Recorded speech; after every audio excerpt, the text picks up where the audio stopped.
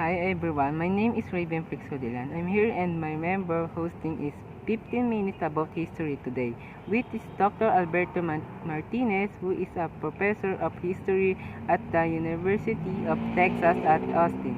Dr. Martinez studies the history of science and mathematics, historical myths in science, and the subject for today's podcast. Einstein has written several excellent books about Einstein for those wanting to go further, including two called Science and Series, The Truth About Darwin Finches Einstein, The Wife and the Other Myths, and Kinematic, The Last Origins of Einstein. The Origins of Einstein's Relativity is now writing a novel based on Einstein's life honor for Dr. Martinez. So I want to start off with I understand that you're writing a novel about Einstein. So why did you choose fiction to tell his story? Well, biographers have been using fiction for decades. For a long time they just go then say it. So every time they write sentence that say things such as Einstein may have or would have probably this we must have done this or that, they essentially figuring in the blank story about how Einstein maybe he had esteems or that EMC2 said to the atomic bomb or that wife was a secret coward, that he was inspired by patience of Cook and singing in the relativity of time. It's all fiction, demonstricity, enemy life. It's his complaint about it, this guy, and affecting that this myth-making process going on as we have says to newspaper and lie about him biographing as the undefeated and is 1949. For example, he said that's already been published by Secrets Fuel of Security, Brazen Lies, and other fiction about me, and I would have long since gone to my grave me had I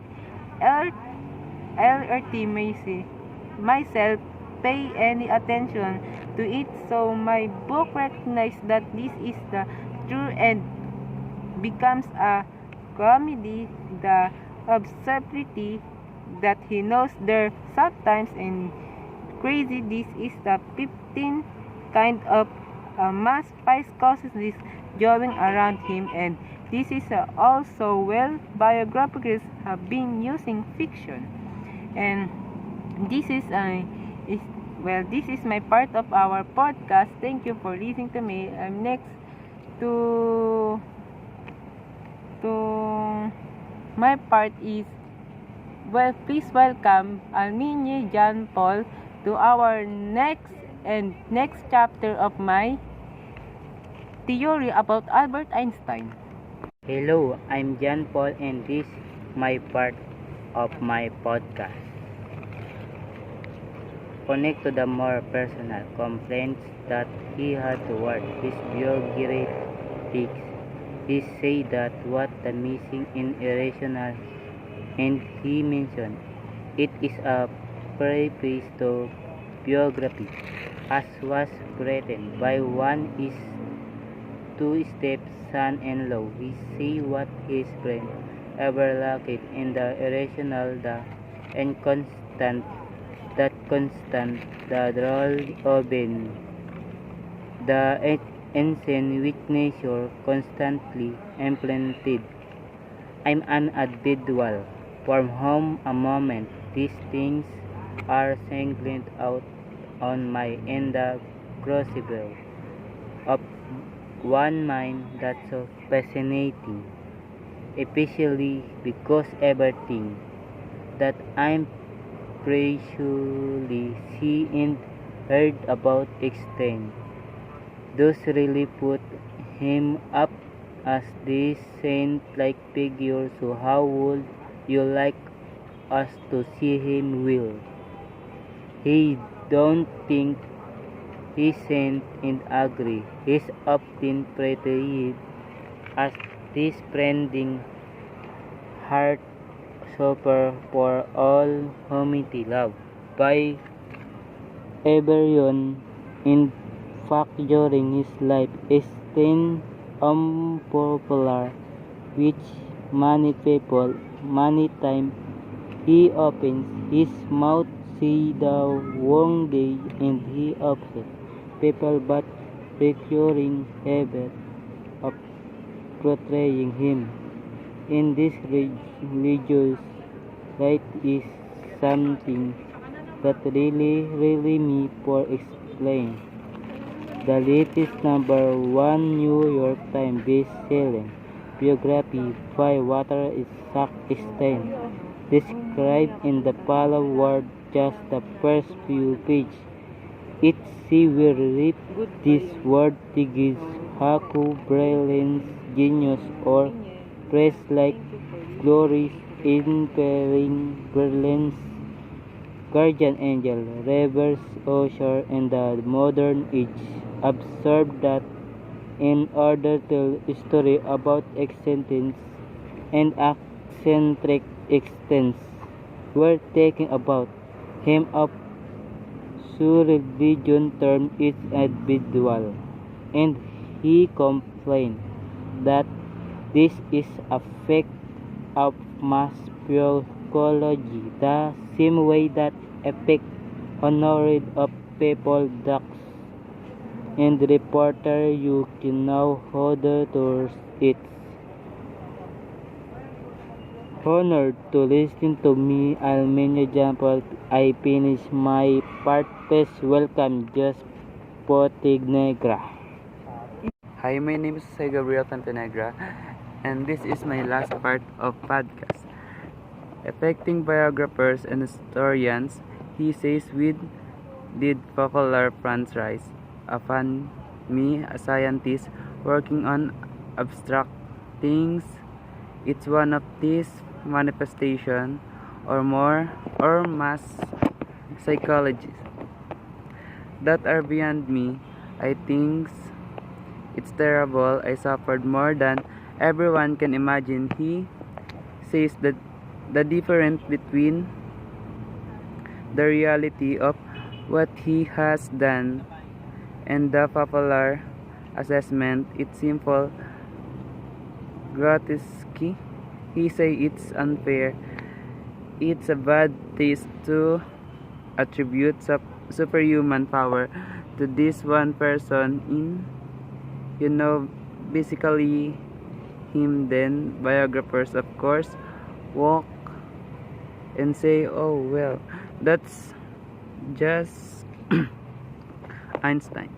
He's such a genius. He just being modest. What I'm trying to do in my new book, in my world be novel, is what if he's right? What if we take him at his word that there stings mass psychosis going on? Cook at the guy before he's famous. The young Einstein is an underachiever, high school dropout. He fails is a college entrance exam degree in teaching physics and math, lowest passing grades, does get the job or being an assistant, so he doesn't really become a graduate student. He's not admitted into a program. He's rejected by the Swiss military service because he's got varicose veins and sweaty flat feet, lives alone in poverty walk. His father, Bayoness, is collapsing in Italy, and he became the Swift's fan office in Bern, where he's a compulsive chain smoker. Coffee drinking gets his girlfriend pregnant, then he become a deadbeat. That I mean, this is all a staple of a normal life. This is a gruesome, ordinary, normal life. He never visit his girlfriend while she's pregnant. Never visit the baby girl when she's born. Then she disappear from historical record.